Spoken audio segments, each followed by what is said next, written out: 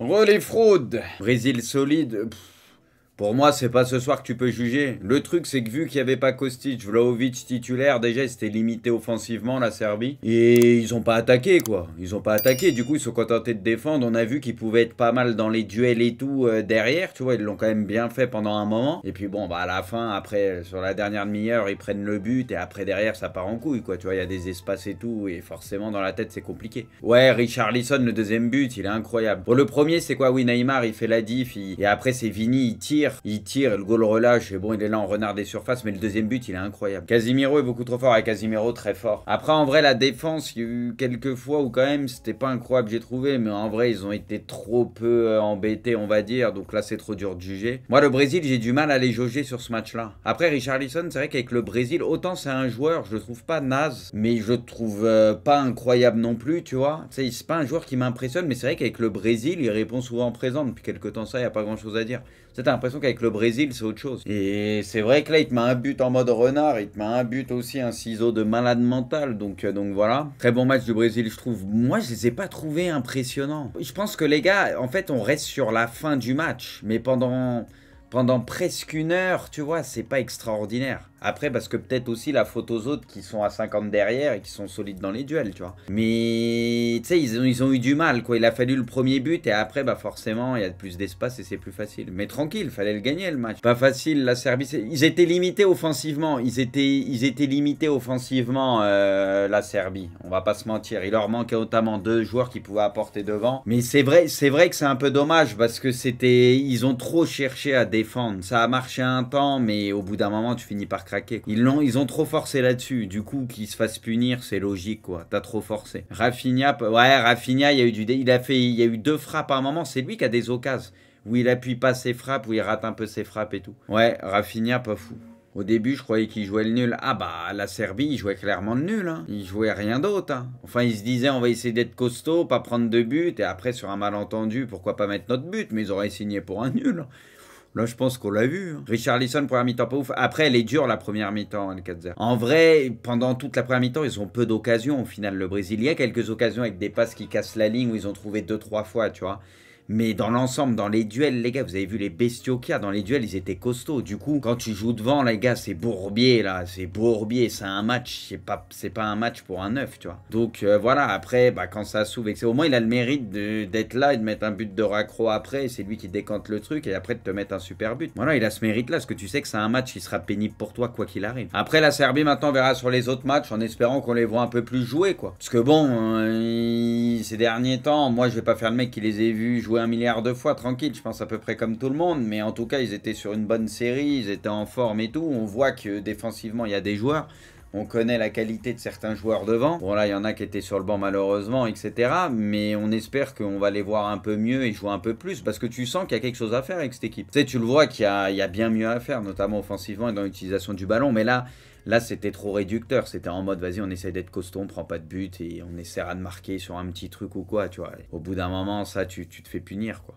Et c'est logique et mérité. Les gars, vous l'avez trouvé comment, Neymar, sur le match? Ouais, pas ouf, ouais, je suis d'accord avec vous. J'ai trouvé que c'était quand tu connais son niveau et tout, je trouvais que c'était un des moins bons Brésiliens ce soir. C'est un dynamiteur, je trouve, c'est compliqué de dire ça en vrai. Après, oui, c'est ça, c'est que pendant une grosse partie du match, il y avait peu d'espace quand même. Et je pense que, bon, malheureusement, il s'est reniqué apparemment et tout, mais tu sais, vu qu'il connaît, il sait qu'il est un peu fragile et tout, et quand tu vois les physiques en face et tout, tu sais, il y a peut-être parfois un peu de retenue aussi. Même si normalement, il aime bien quand même aller au contact et il l'a fait quand même, mais tu sais, ça peut jouer un peu aussi. Vini va trop vite, c'est trop.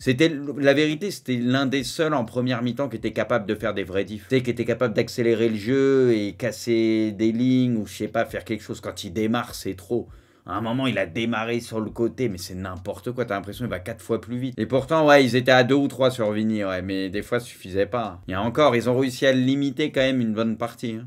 Après, Paqueta, ouais, c'est un peu hybride. À un moment, il a fait 1 ou 2 trucs, il y a eu une passe intéressante à 1-2 et tout. Mais ouais, après, c'est un peu bizarre. Mais tout n'était pas acheté, j'ai trouvé non plus. Mais en vrai, c'était un match c'était compliqué encore une fois. Pendant une grande partie. Après, à la fin, quand ça s'ouvre, bah là, tu vois les qualités du Brésil. Tout indique que le destin de Cricri sera Al Nasser en Arabie Saoudite, annonce Marca. L'été dernier, CR7 a reçu une proposition venant d'Arabie Saoudite de 242 millions. Vous pensez, les gars, il peut partir entre guillemets à la retraite après le mondial? Genre, il se dit après le mondial, Nick, de toute façon, et voilà, et il prend un gros chécos là-bas, non? Vous pensez, il reste encore en Europe? Moi, là-bas, je pensais ça aussi. Ça va aussi dépendre de la Coupe du Monde. Hein. De toute façon, il va attendre, il va laisser passer le mondial, et puis après, il va se décider. Hein. En fonction des offres aussi qu'il aura, s'il y a des offres intéressantes ou pas. Kamavinga pourrait être la doublure de Théo Hernandez au poste de latéral gauche après la blessure de Lucas. Il a été testé en ce rôle lors du match des remplaçants hier. Bon, après, Deschamps nous l'a bien expliqué qu'on avait assez de latéraux dans la liste de base. Hein. On va quand même se retrouver peut-être avec Kamavinga en doublure, mais tout va bien, quoi. Il y a assez de latéraux dans la liste de base. À la base, il n'y a qu'un seul vrai latéral. C'est Théo Hernandez, mais tranquille. Ça finira avec Rabiot ou quoi, mais Rabiot, faut pas le sortir du milieu de terrain, il est trop important au milieu. Mais putain, imaginez les gars, Théo il se pète, on se retrouve avec Kamavinga en latéral. Les gars, s'il faut, il va faire le taf, tu vois, mais quand même, c'est effrayant, toi.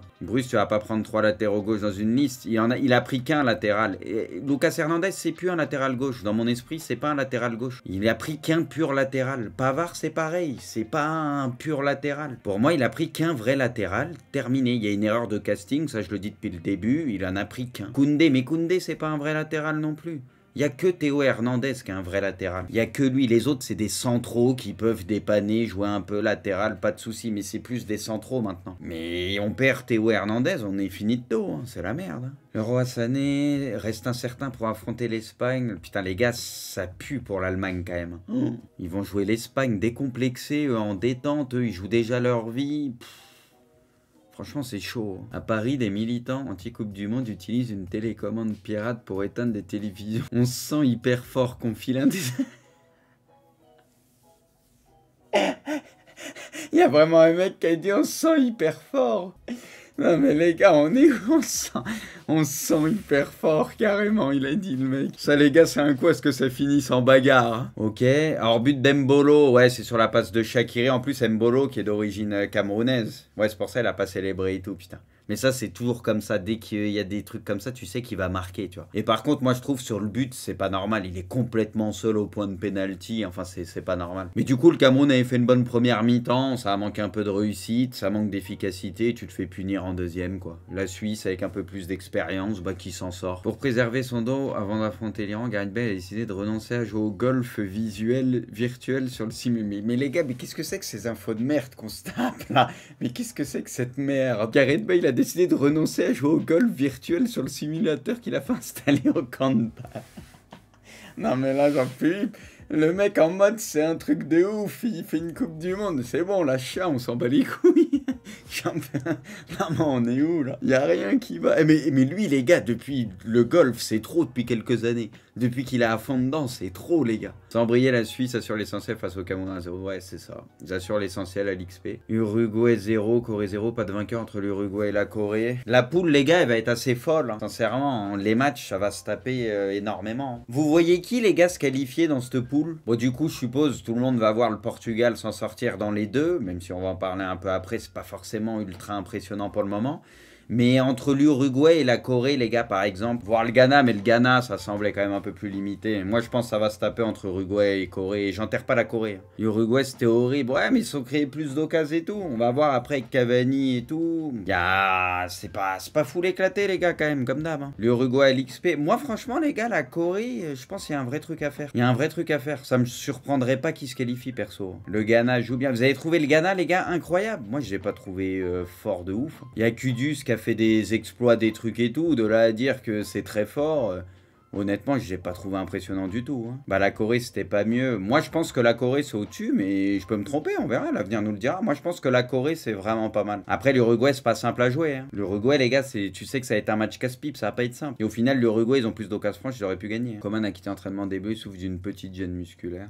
C'est bon, arrêtons avec les blessures, il y en a marre. L'Espagne, l'Angleterre et la France ont inscrit en cumulé autant de buts que toutes les autres sélections réunies depuis le début du mondial, 17 buts. C'est grâce à Gigi, ça, les gars. But de Cristiano Ronaldo. Les gars, penalty ou pas pour vous, sincèrement? Les gars, objectivement, moi, les gars, je l'aurais pas sifflé. Objectivement, je le siffle pas. Pour moi, les gars, le contact, c'est vraiment très léger et tout. Si tu siffles ça, tu siffles 20 penalty. Ouais, on est d'accord, les gars. But d'Ayou. Ouais, les gars, par contre, Danilo, moi j'aime beaucoup le joueur, et notamment au PSG, mais sur le match, les gars, il a fait des erreurs, il a fait des trucs, tu le sentais, il était pas très bien. Mais la défense, il y a eu quelques erreurs, il y a eu quelques trucs. T'es pas foufou, mais c'est vrai que Danilo, ça a pas été incroyable. Le Portugal vient à bout du Ghana et prend les commandes du groupe H. Or, les gars, c'était pas une grosse équipe du Portugal, moi j'ai trouvé. Après, on est souvent déçu avec le Portugal quand on connaît les joueurs qu'ils ont et la qualité qu'ils ont. Après, bon, comme d'hab, c'est important de gagner le premier match. Et puis voilà, en sachant qu'ils ont l'occasion pour égaliser à la fin. Hein. Le Ghana peut égaliser. Hein. Sur la bourde du goal et tout, sincèrement, c'est un miracle. C'est incroyable. Le collectif du Portugal pauvre, pourtant, il y a des putains de joueurs de ballon. Quand tu regardes l'effectif, ils ont un des plus bels effectifs de la Coupe du Monde.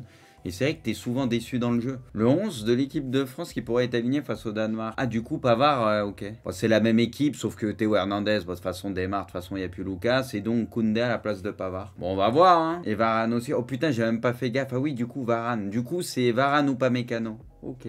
J'avoue, j'ai bugué. Mais les gars, on a tellement l'habitude normalement de voir Varane, j'avoue, j'ai même pas percuté. J'avoue, donc Konaté, ouais, enfin Varane pour Konaté. Du coup, t'as 3 changements par rapport au 11 d'avant. Le Brésil finit par faire craquer la Serbie, mais s'inquiète pour Neymar, sorti sur blessure. Plutôt bien résumé. Fin de la première journée. Mitigé, les gars, pour le moment, cette première journée de Coupe du Monde.